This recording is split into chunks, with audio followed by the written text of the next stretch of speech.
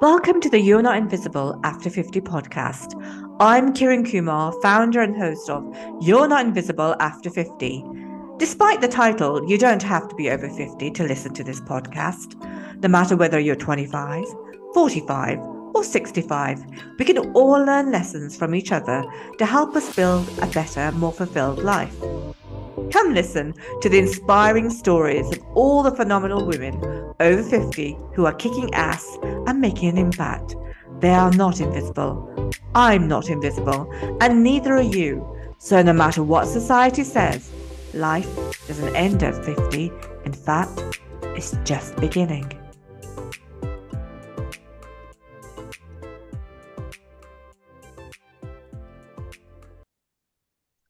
Welcome to the You're Not Invisible After 50 podcast.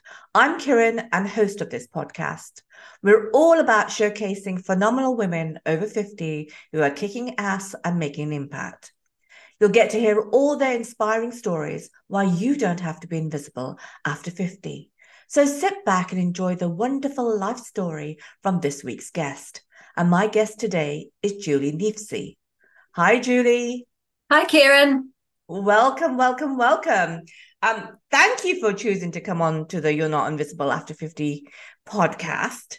What I'm going to get you to do is introduce yourself, first of all, to our listeners in one line, can be more, of who you are.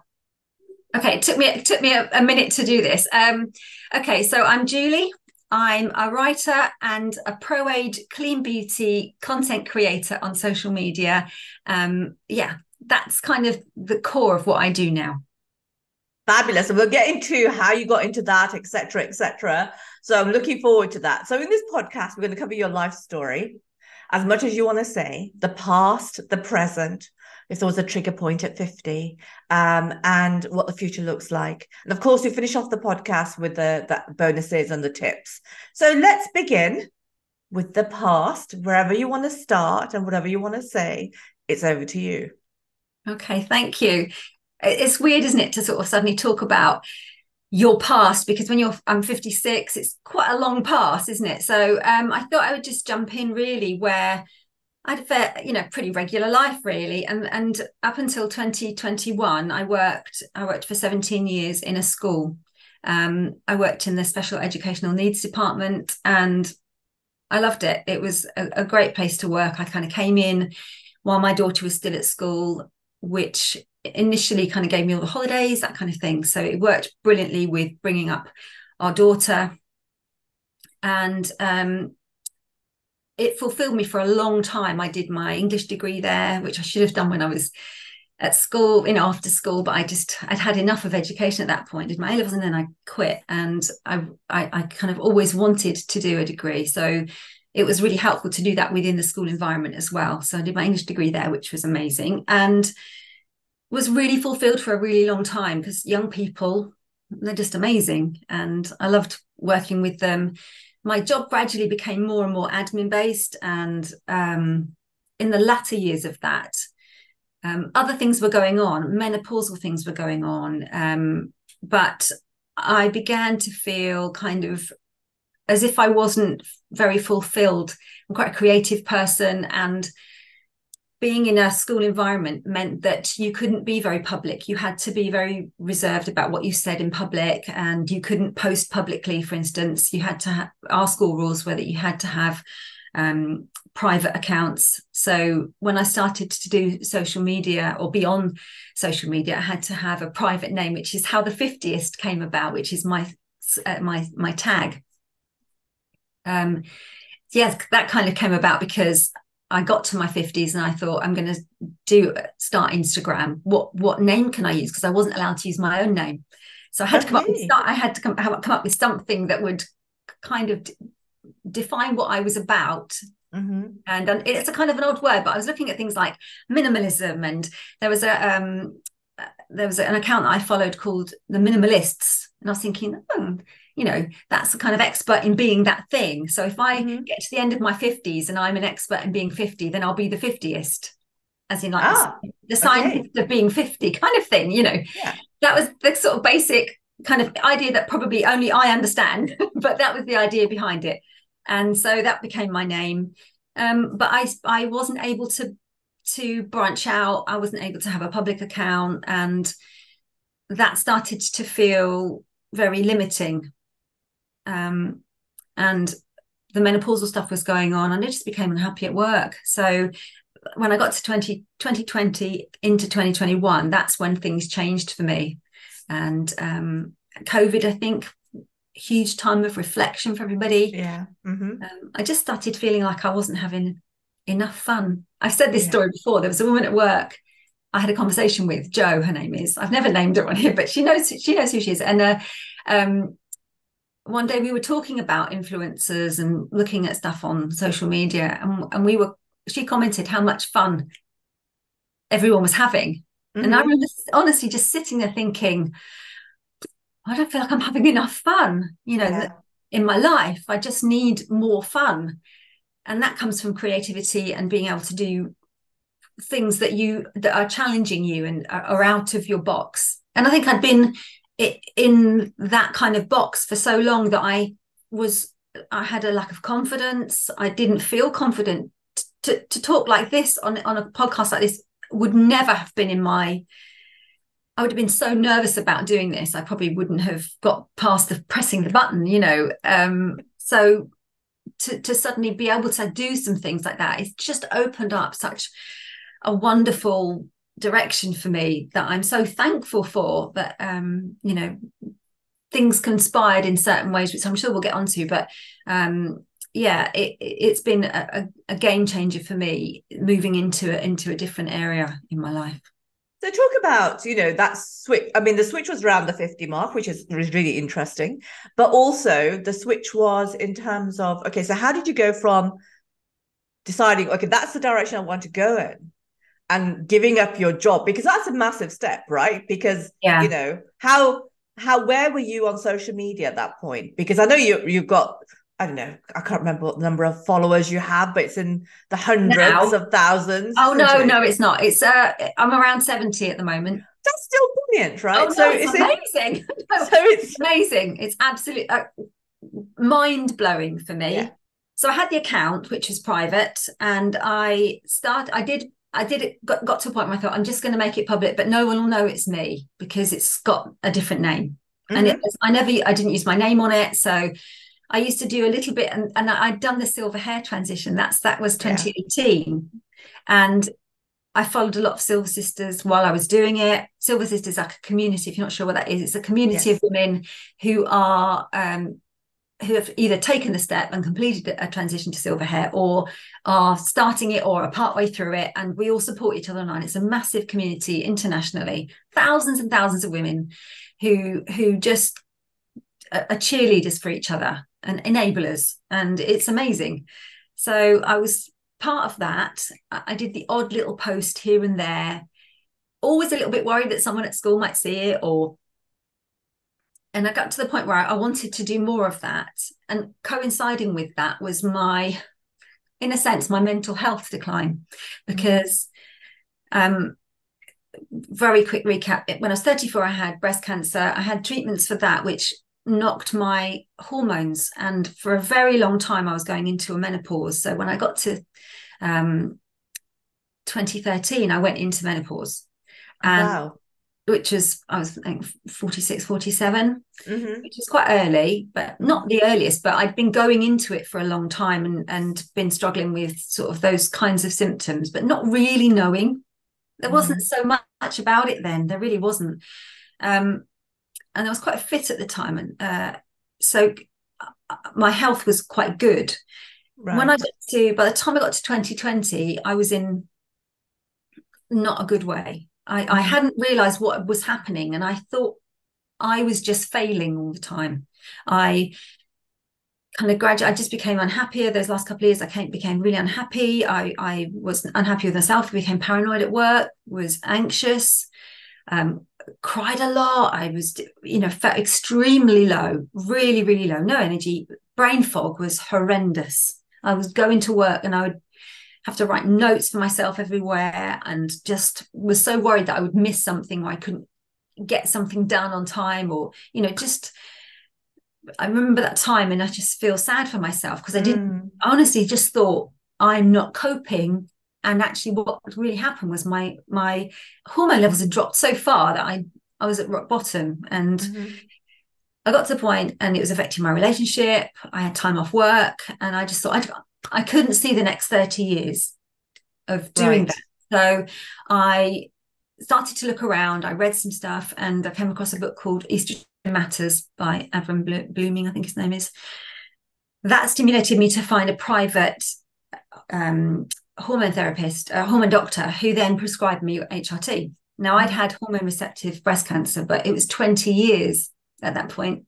Right. And I thought, and the book was discussing how women who've had breast cancer, who've had hormone receptive breast cancer, can take HRT. And I was prescribed it, and I went onto it. And the change was insane. It was incredible. I went from this mood that I was all encompassing, almost like I'd say what I imagine a clinical depression would be like, but I can't say because I've not had that. I don't think that's what it was, but that's what I imagine it would feel like. I just couldn't see a way out of it. To within weeks, my mood was lifted. I had no brain fog. I was energetic. I felt amazing. Everything was better. I just started feeling so good. And at that point, I thought, well, I'm giving up my job. I'm going to leave. I'm going to go and do something creative. I handed in my 6 months notice, and always going great guns. It was just an amazing time for me. I had so much hope for the future. And then in March the next year, I had my mammogram, which had been delayed because of COVID, and I had breast cancer. Oh my gosh. Oh my gosh. So the breast cancer had come back, but it was a different breast cancer in the same breast, in the same place virtually, which was, I think it's, I don't know, I haven't heard of it, but it was a different type of breast cancer. And the jury's out because I've had lots of people involved and genetics testing and that kind of thing. And it could have been the hormone therapy that stimulated it. It could have been growing anyway. One theory is that it was there anyway, and that might have just nudged it to grow a bit bigger. So I'll never know, because I didn't have my mammogram in before I had the HRT. I'll never know if it was there already. Yeah. But, you know, that's just one of those moments in life where you think, oh, shit. Yes. Sorry, am I allowed to swear on this? Yes, of course you can. Of course you can swear. You know, and I was back where I wasn't when I was 34 again, going through the same. Very, very lucky to have caught it really small. I had a double mastectomy, reconstruction, which is on and off has taken me 2 years to recover from. So it was a big moment for me where everything was going amazingly, and then everything just stopped again. And I had to come off the HRT in a week. I just went from, you know, and had to kind of work out basically how I was going to deal with the next 30 years of my life, not being able to have any kind of hormone replacement. I'm glad I don't think I would change it, and I wouldn't change it. Do you know what I mean? Because it's taught me some things that I didn't imagine that I would have learned. I wouldn't want to go through it again, but at least I know, I suppose the positive is that I know what the issue was, and it was my hormones. So I've had to come at my life a different way, and that stimulated the kind of direction of travel that I went in with my social media then, because I went into, you know, healthy lifestyle and trying to get my fitness up, and started fitness challenges online. And I changed the way I eat completely. I'm into clean beauty because I've started to research it and realize that a lot of the products that we layer ourselves up with every day are harmful. They're full of hormones, basically. They're hormone disrupting chemicals. So that's a direction of travel that I've gone in. And so because I suppose I can't have hormone therapy, I'm also very into, it's not just because of that, I believe this as well, I'm also into sort of pro-aging, as in aging positively and not being ashamed of it. So you know, I've got my neck jowls, and I've got my neck jowls, neck baggy bits, and I've got my wrinkles, and that's just me, and I'm happy with that. And I'm damned if I'm going to sort of succumb to the anti-aging brigade. I'm just not going to do it. So, that's kind of how I got sort of pushed into, just kind of thrust into this kind of direction of travel that I'm in now. There's some really interesting points, Julian. Thank you so much for sharing so much of a very difficult and most challenging time of your life. So first of all, thank you for that. But I think there's some really good points there in terms of, we all have experiences, whatever they may be. And I was actually asked the same question on the podcast that I was on, where would you change anything? In a way you would, because you wouldn't want to go through that again. But you wouldn't be where you are if it hadn't been that way. So there is a double-edged sword there in terms of, okay, if I hadn't gone through that, I wouldn't be here. But yes, I didn't like what I went through anyway. So I can understand that point and what you feel. I think the clean beauty is really positive, and we're going to talk about that in a moment. And I think that's really encouraging. And I think also what you've said about, the hormones and the changes that one goes through, everybody experiences like menopause differently. People get brain fog and all the other associated kind of conditions. And having someone like yourself speak about things like that, people can resonate with that. They can go, oh, I know what that is. Maybe I should just follow you, for instance, and see where this leads to. And I think that's really important. And I love the thing about what you're saying about pro-aging, because I've taken on the grey. I mean, 2020 did that for me. I haven't dyed my hair in since 2020. Never planning to do that again, ever. I love my grey. And I'm also with the pro-aging, brigade, because I think, I'm 59 and I'm going, let's just celebrate what we are. It's so lovely to see so many women on the platforms shouting out about being 50 plus, right? Definitely. So I think it's a really positive place to go. And I think for anybody who's coming up, it's ensuring that, when you reach 50, it's not the end of the world. It's not, this is another chapter of your life, and you need to do what you need to do. And this will be very interesting when I listen back, because my son will say, hey, did you hear yourself there? So that's anything else you want us to talk about in terms of your past? Really quickly, when you said about reaching 50, I dreaded 50.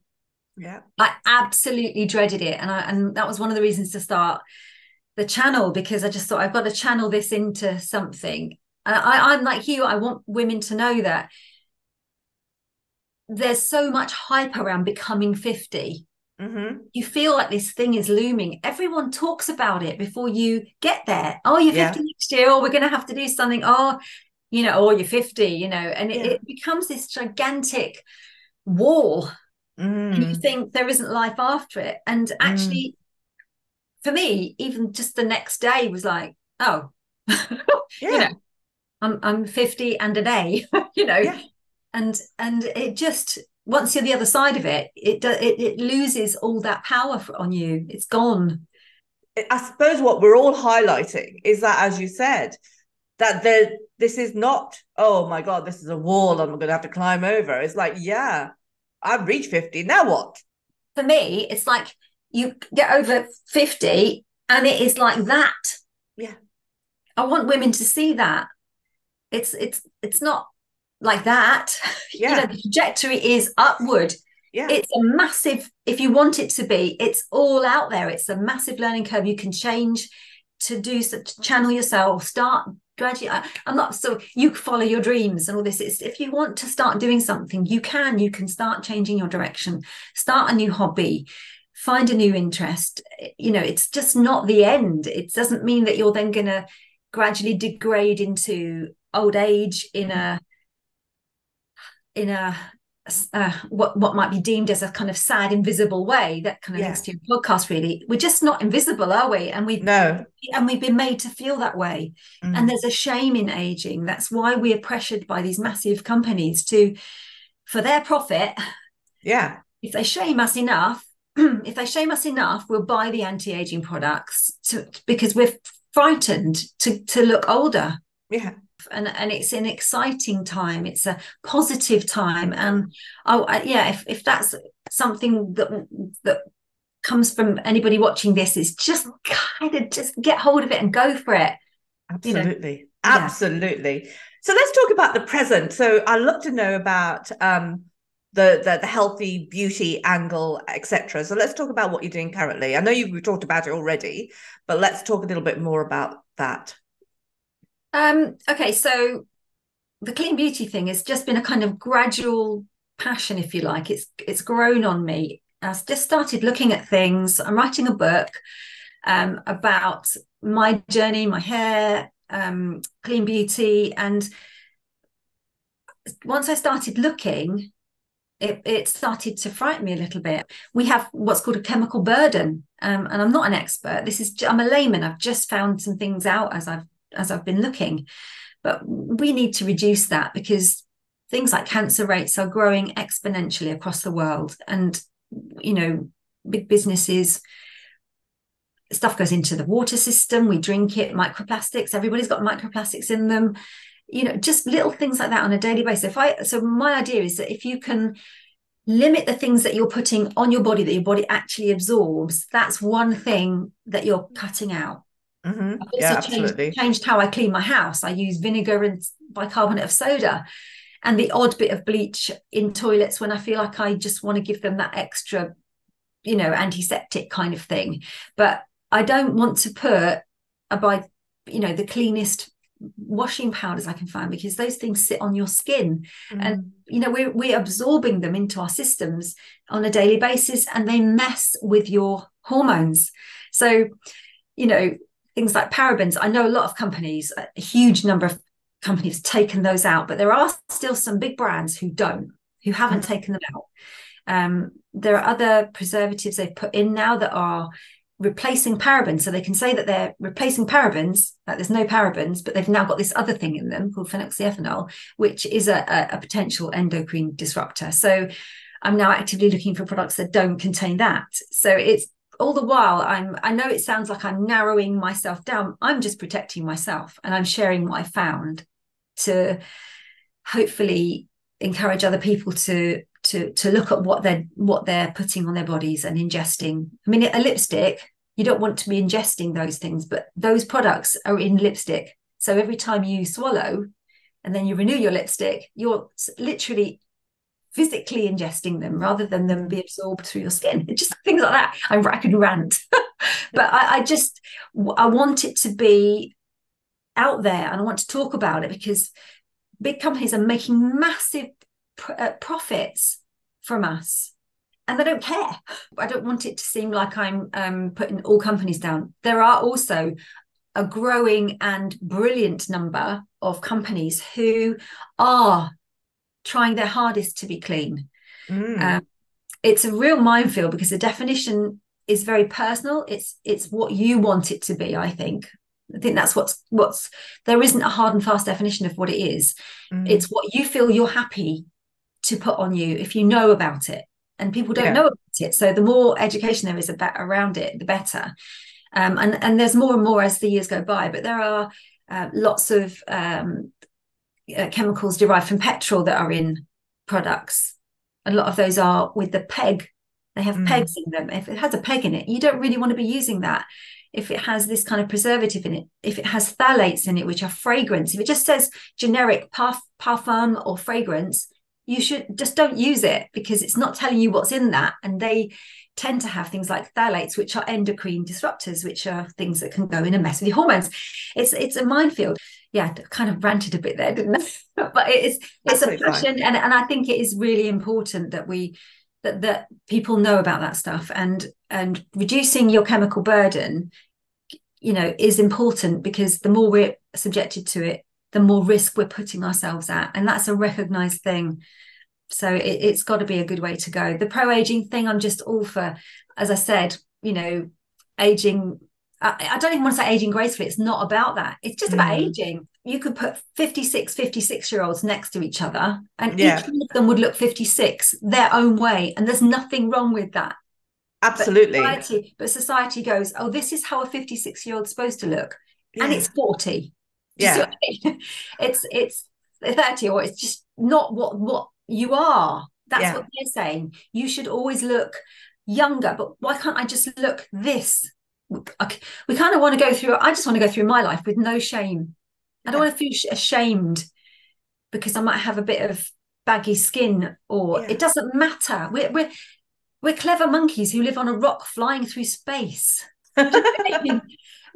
When you look at it from a massive distance like that, the idea that we should make people feel embarrassed because they have a wrinkle Yeah. is It's just just nonsense. utterly ridiculous. It's nonsensical, actually, isn't it? Because you Yeah. think, well, if we look at it that way from a distance, it's all a load of rubbish, really, It's all, isn't it? yeah. And it's trivial. So why do we get into the trivialities of stuff? Oh, we could talk forever on this one. Right. So let's move on. So what does the future look like for you? Um, I'm lucky to get to work with some brands who are who I've drilled down and I feel really comfortable with. So I've got some things coming up where I'm doing some collaborations with those brands. But I suppose that comes into the kind of influencing thing. I don't really like that term, but for me, it's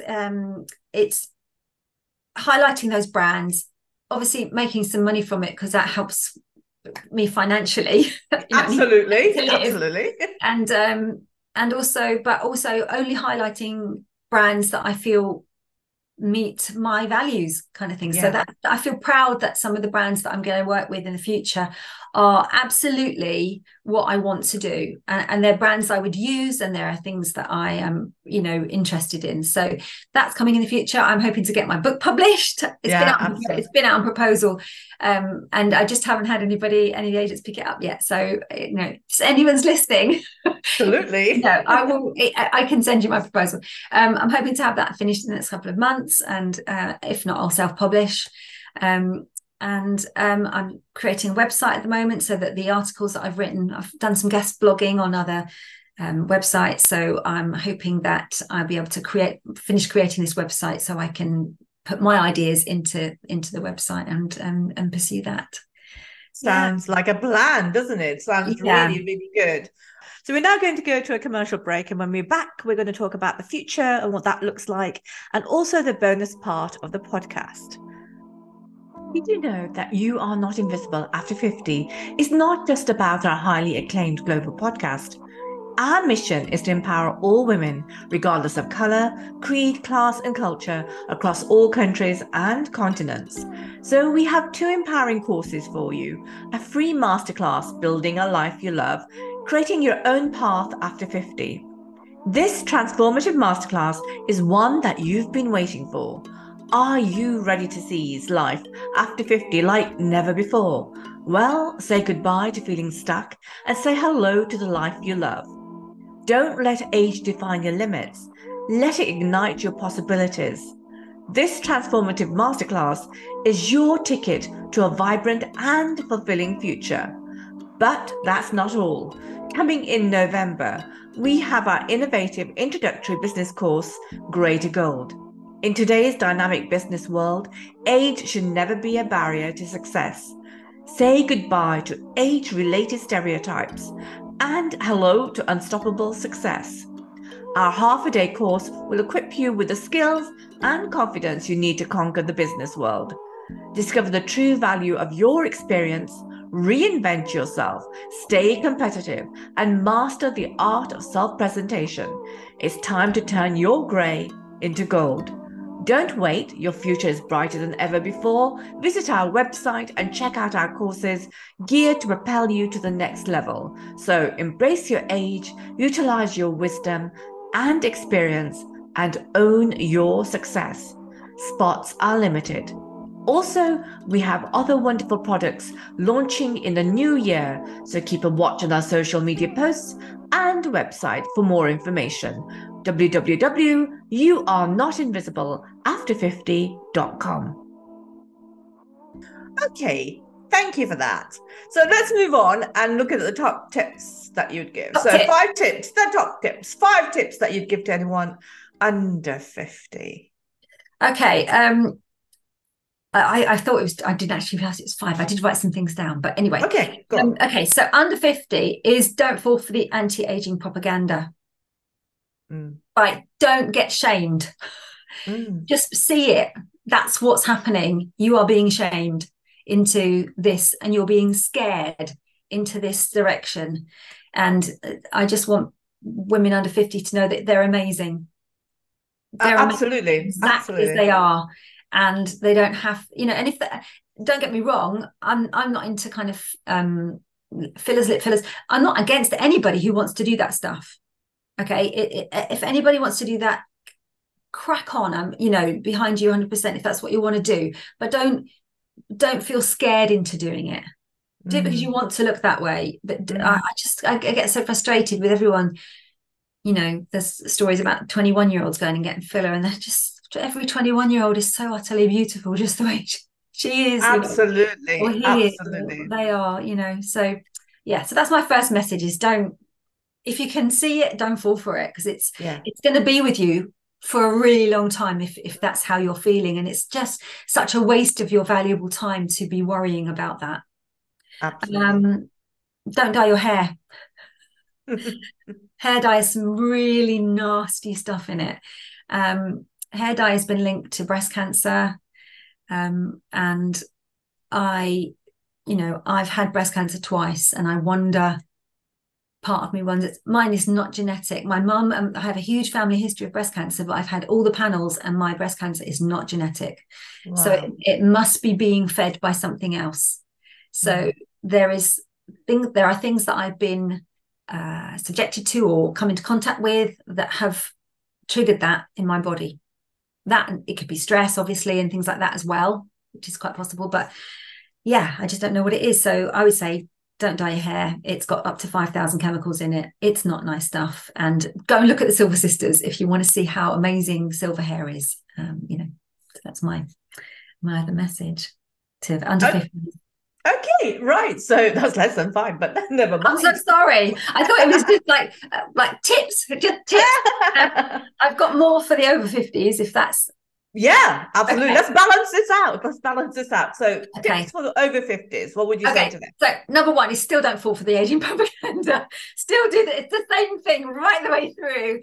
Don't get scared into, just don't get scared of it. It's not scary. Stay positive, stay fit, keep moving, that kind of thing. Just don't become a slave to looking younger, because it's just a miserable cycle of fear.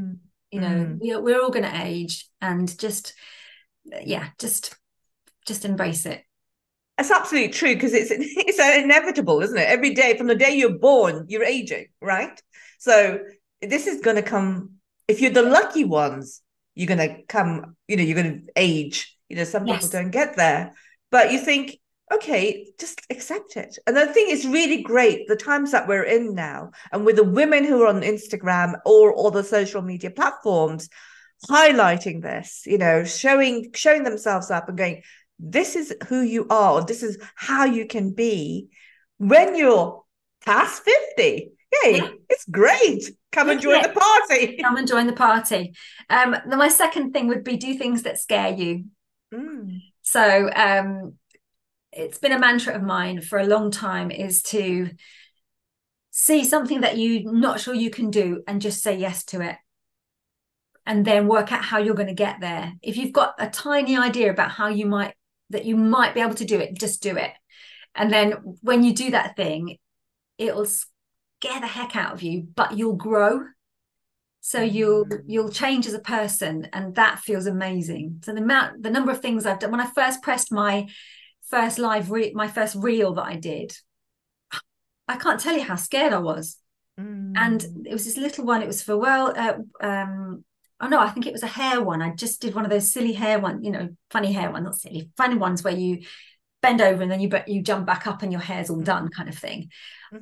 It scared the heck out of me just to press that, to put myself out there. And actually it was fine and nothing happened. A few people saw it, and that was it. And it didn't change anything. It just made me think, oh, okay, that's all right, that went okay, so I'll do another one. But I was scared to press that button, to put myself out there. And And I think I just want people to know, women to know over 50, that do things that scare you, because that's when you grow. Feel the fear and do it Do it anyway. anyway. Yeah. And the third one, I'm going to show you this. It's part of that. I don't know if you can see that. You might not be able to. Yeah. A good friend of mine bought this for me, and it says, have the courage to take up space. Yeah. I think women, as they age, you get to the point where you do start to feel Invisible. you do start to feel invisible. Yeah. You have every right to take up as much space as everybody else. Your Mm. voice is important. Have the courage to take up space, make a gap for yourself and step into it, because you don't have to sit on the sidelines. As you found, your voice matters. Mm. You, particularly in what you're doing, people want to hear these messages, want to see women talking. It's been so male dominated for so long that actually women, you have the right to take up space. You have a voice, you can use it, you can say things that you believe in, and it takes confidence. But just do things that scare you and step into it and give it a go, because I know that you're going to be happier if you do. Absolutely, totally Okay, agree I've with got that. there's more. Really quickly, get involved with the community. Mm-hmm. I would suggest, because things tail off. Sometimes friendships go by the way, or if you change direction, you want to make sure that you've got some backup, and having women behind you as backup is amazing. I found that with the community that I've been in with the Silver Sisters, that we've met each other. We are friends now. I still have friends here where I live and things, but I get to go off and do some fun things, because I kind of took some chances and met people and went for it. And I think Yeah. getting a community around you as you age, because it's been proven that people as they age are happier if they have a community and there's some social life around them. So I think definitely find community. And Fabulous. my last one is it's choose to be happy. Mm. So you can get into cycles of doom. Yep. And I've seen quite a lot of stuff recently about realizing that your thoughts are not you, and that you Mm-hmm. can step back from them and park them a little bit and see them from a distance and think, actually, I'm not going to allow myself to go down that rabbit hole of doom. I'm going to take a different tack, and I'm going to choose to think positively about that. Because it can just keep going, and the negativity can keep going, and all you end up doing, and then your brain gets used to that, literally, and Mm. keeps that kind of feedback loop going. But you can choose to be happy, you can choose to find things to be grateful for, and to move past that. And it's really hard, but on a daily basis, I'm choosing to take a real positive stance. And I think when you realize that you can choose it, it's a I think game changer. I think that's an important point, because we all can get into those loops. Not everything's shiny, not everything's wonderful, not everything's going well. We all have our ups and downs in life, and I kind of get myself also in a bit of a tiz. Now I'll put my hands up to that. But one thing I've just So do read I. recently. So do I. So one thing I've read recently, which I've started to apply, and it's been quite powerful. The 5 minutes before you go to sleep, think of all the positive things, like I am brilliant, I am successful, I am gorgeous, all of those things before you go to sleep. And then your mind, when you wake up, you'll wake up with a positive mindset. And That's the nice. more, I know, isn't it? And That's the lovely. more you do that, the Yeah. more it becomes entrenched in your, I would say, DNA. And I've just started it just a couple of days ago. And I'm thinking, okay, this is how I'm going to do this, right? And stop spinning like I do. and let's try this. So it's really tagging on to what you've just said in terms of Yeah. think the positive way, get out of the loop, and this is also a very kind of positive thing to do just before you go to bed. I'm going to do it. I'm all for. No, I just try if I hear it and I think it sounds good. If that sounds great, yeah. and I don't do that, but I will, because I just think you got to try all this stuff. You got to, and I'm quite a positive person anyway. But I get into the loops you can pull yourself out of it, and it's doable. And the more you do the positive things, the more your brain works that way and sees the positive things and sees the glimmers. That little glimmers, you've got to look for glimmers in the day. Have you heard of that? Instead of sort of I don't know what the opposite is, but instead of seeing bad things, you look for the way the sunlight hits a leaf, a rainbow, a bird. You listen to a bird sing, and you just kind of find the little glimmers in the day. And they're nice. And then the more you look for those things, the more you'll see them. Absolutely. And what a beautiful way to finish off a podcast. I mean, Julie, all I can say is thank you very much. I'm sure I am following you, so I shall follow you more, obviously. Thank you very much. And thank you for this interview. And thank you for having me. I've loved talking to you. It's been brilliant learning. So thank you very, very much. Thank you. Thank you for listening to the You're Not Invisible After 50 podcast. If you want to hear more from some amazing women who are over 50, who are kicking ass and making impact, then don't forget to follow us right here on Apple Podcasts or Spotify. Remember to subscribe, rate, comment, and share with other women through your social media. Let's spread the word across the world that you don't have to be invisible after 50. Check out our other services on www.yournotinvisibleafter50.com and follow us on Instagram, Facebook, LinkedIn, TikTok, and YouTube. And always remember that life doesn't end at 50. In fact, it's just beginning. But wait, we have even more to offer.